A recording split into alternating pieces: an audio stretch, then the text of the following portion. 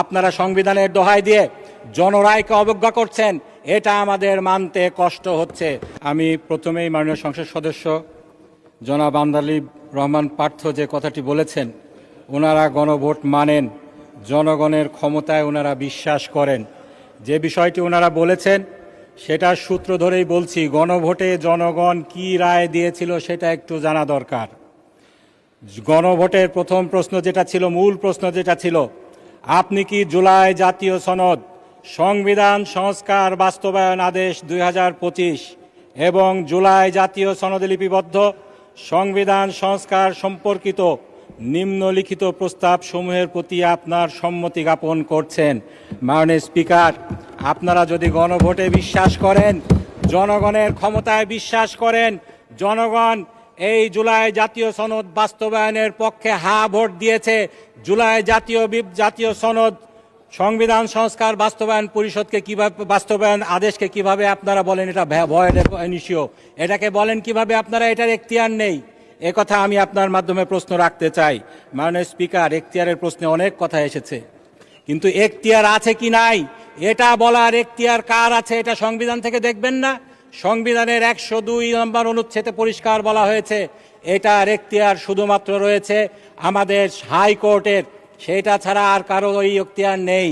আমাদের এই সংসদকে বলা হচ্ছে আমরা নাকি সার্বভৌম।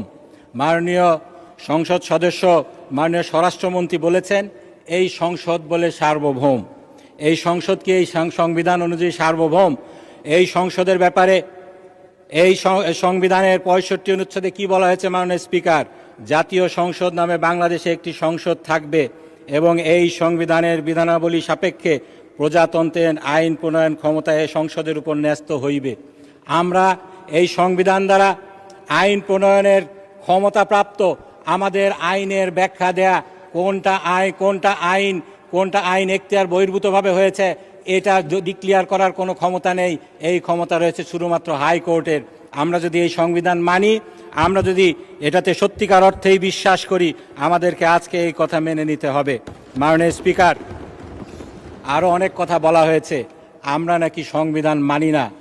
আমরা জুলাইয়ের কথা বলতে বলতে মুখের ফেনা তুলে ফেলছি, কিন্তু আমরা সংবিধান মানি না। মাননীয় স্পিকার, এ কথাটি ঠিক নয়। আমরা যেটা মানি না সেটা হলো সংবিধানের যে ব্যাখ্যা আপনারা দিতে চেষ্টা করছেন সেই ব্যাখ্যা মানতে আমাদের কষ্ট হচ্ছে। আপনারা সংবিধানের দোহাই দিয়ে জনরায়কে অবজ্ঞা করছেন, এটা আমাদের মানতে কষ্ট হচ্ছে। সংবিধান বলতে আপনারা বুঝাচ্ছেন এই বইতে কালো অক্ষরে যা লেখা রয়েছে সেটা সংবিধান। আমরা বলছি এটা সংবিধানের অপব্যাখ্যা। এই অপব্যাখ্যা করে ফ্যাসিবাদের আমলে আমরা দেখেছি সংবিধানের দোহাই দিয়ে জনরায়কে অবজ্ঞা করা হয়েছে, জনগণের আশা আকাঙ্ক্ষাকে ছুঁড়ে ফেলা হয়েছে। আমরা তার বিরুদ্ধে। আমরা মনে করি সংবিধান যেটা বলেছে সংবিধান সম্পর্কে, এই সংবিধানের 7ম অনুচ্ছেদে যেটা বলা হয়েছে জনগণের অভিপ্রায়, সেটাই হলো সংবিধানের মূল শক্তি। এই অভিপ্রায় যেভাবে ব্যক্ত করা হবে সেই ব্যক্ত করা জিনিসটি সংবিধান। জনগণের রায় মাননীয় স্পিকার কিভাবে ব্যক্ত হয়? জনগণ যখন ভোট দেয়, জনগণ যখন গণ অভ্যুত্থান করে, জনগণ যখন বিপ্লব করে, তখন জনগণের সেই সাংবিধানিক ক্ষমতার বহিঃপ্রকাশ ঘটে। সেটাকে যদি আপনারা অবজ্ঞা করেন তাহলে প্রকারান্তরে আপনারা সংবিধানকেই অবজ্ঞা করছেন। এটাই আমরা বলতে চেয়েছি।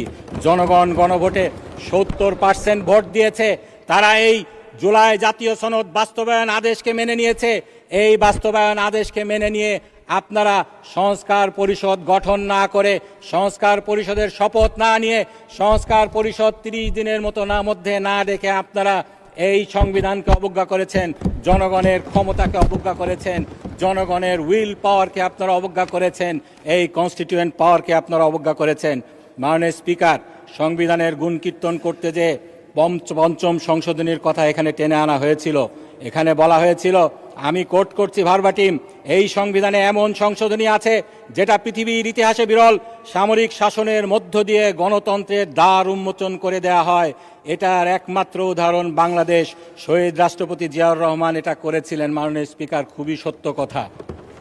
আমরা যেটা বলতে চাই, এই 5ম সংশোধনীকে আজকে যেমন আপনারা সংবিধানের দোহাই দিয়ে ছুঁড়ে ফেলতে চাচ্ছেন সেই জুলাই জাতীয় সনদ বাস্তবায়নের ঘটনাটা, সেই একই কায়দায় এই 5ম সংশোধনীকে এই সংবিধান থেকে লাথি মেরে বের করে দেওয়া হয়েছিল সেদিন।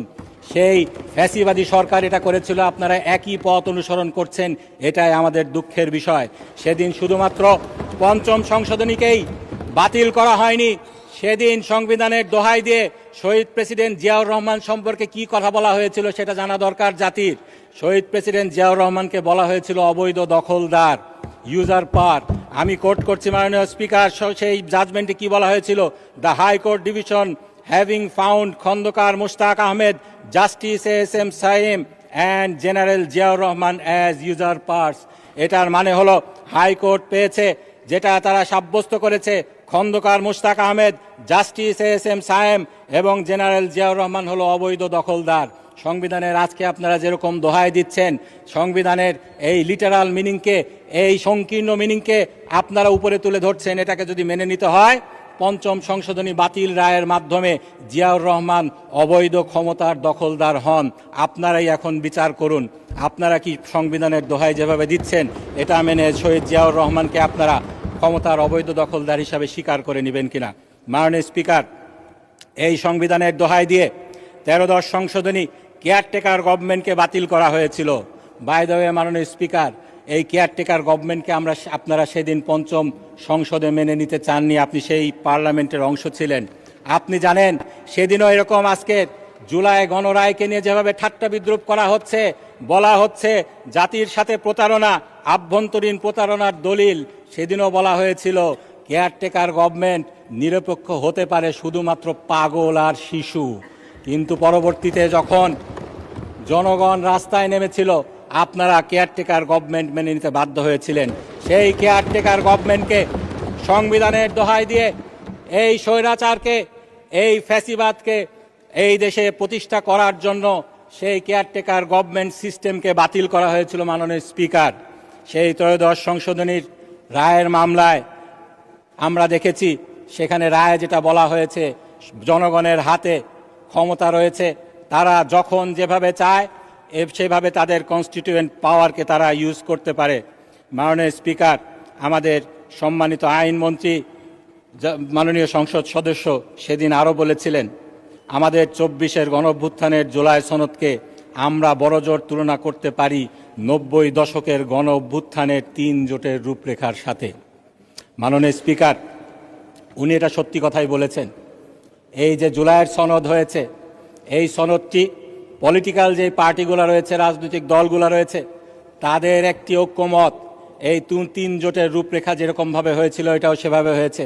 কেউ এখানে নোট অফ ডিসেন্ট দিয়েছেন, কেউ পরিপূর্ণ ঐক্যমত্য পোষণ করেছেন, কিন্তু পরবর্তীতে যখন এটার উপরে গণভোট হলো, এই দুইটার মধ্যে পার্থক্য বুঝতে হবে। এই দুইটার কনস্টিটিউয়েন্ট যেই পাওয়ারটা রয়েছে, এই দুইটার মধ্যে যে আইনগত পার্থক্য রয়েছে এটা বুঝতে হবে। পলিটিক্যাল পার্টিগুলার যেই কনসেনসাস তৈরি হয় সেটার আইনগত কোনো বাধ্যবাধকতা নেই, কিন্তু যেই বিষয়ে জনগণ তাদের মতামত প্রকাশ করে, কনস্টিটিউয়েন্ট পাওয়ার প্রয়োগ করে মতামত প্রকাশ করে, সেটার একটি আইনি ভিত্তি হয়। সুতরাং এই গণভোটকে অস্বীকার করার কোনো উপায় নেই। এই গণভোটের রায়কে আমাদেরকে বাস্তবায়ন করতে হবে। মাননীয় স্পিকার, এখানে অনেক কথা বলা হয়েছে, সব কিছুর জবাব দেওয়া যাবে না।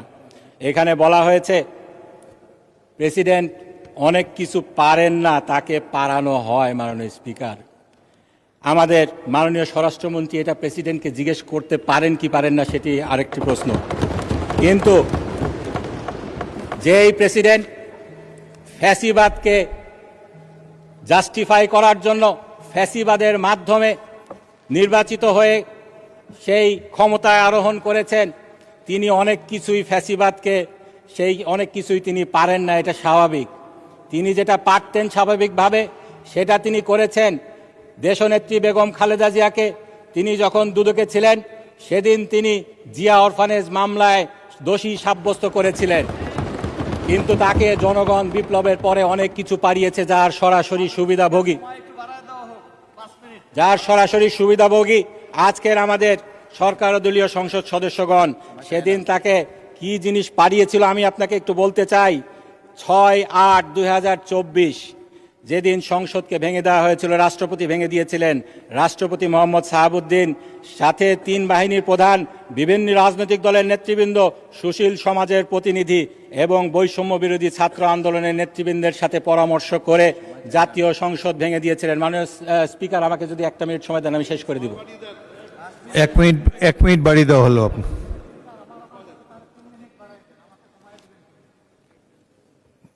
বিরোধী দলের নেতা বলেন। 2 মিনিট, আচ্ছা 2 মিনিট বাড়িয়ে দেওয়া হলো। 2 মিনিটে কনক্লুড করেন। মাননীয় স্পিকার, ধন্যবাদ আপনাকে। সেদিন রাষ্ট্রপতি 3 বাহিনী প্রধানের সাথে সব পরামর্শ করেছিলেন, রাজনৈতিক নেতৃবৃন্দের সাথে পরামর্শ করেছিলেন, সুশীল সমাজের প্রতিনিধির সাথে পরামর্শ করেছিলেন।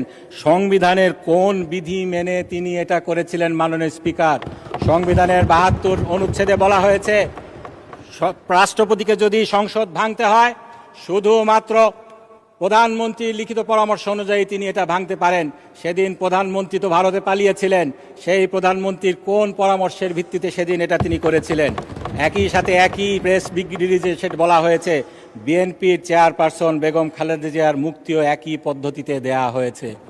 বিএনপির চেয়ারপারসন বেগম খালেদা জিয়াকে এই সংবিধানের 49 ধারা মোতাবেক 49 অনুচ্ছেদ মোতাবেক মুক্তি দেওয়া হয়েছে। 48-এর 3 অনুযায়ী এ বিষয়ে প্রধানমন্ত্রীর সাথে পরামর্শ করার বাধ্যবাধকতা ছিল। সেদিন কোন প্রধানমন্ত্রীর সাথে পরামর্শ করে আমাদের দেশনেত্রী বেগম খালেদা জিয়াকে মুক্তি দেওয়া হয়েছিল সেটা জাতি জানতে চায়। একইভাবে সংবিধানের 48টি ধারা একে একে সেদিন এই 1.5 বছরে লঙ্ঘন করা হয়েছে, যার প্রত্যক্ষ সুবিধাভোগী আমরা সবাই। এই সংসদের নির্বাচন মাননীয় স্পিকার কিভাবে হয়েছে? 123 অনুযায়ী জাতীয় সংসদের নির্বাচন হওয়া উচিত।